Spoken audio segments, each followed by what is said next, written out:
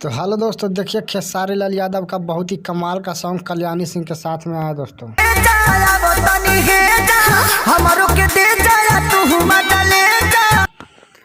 सुना ये करेजा ससुरा में रोटी कैसे बेलाई, कल्याणी सिंह के साथ में ये सॉन्ग है जो खेसारी लाल यादव का दोस्तों बहुत दिन बाद आया दोस्तों। खेसारी लाल यादव और कल्याणी सिंह का सॉन्ग साथ में वीडियो देखने के शिल्पी राज और खेसारी लाल यादव ये सॉन्ग को गाए दोस्तों।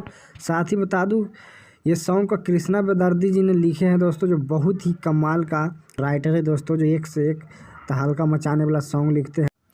नीमन भोजपुरी यूट्यूब चैनल पर यह फुल वीडियो रिलीज हुआ है दोस्तों, तो आप लोग जाकर ज़रूर देखिए दोस्तों, जो बहुत ही कमाल का सॉन्ग आप लोग को देखने को मिलेगा दोस्तों।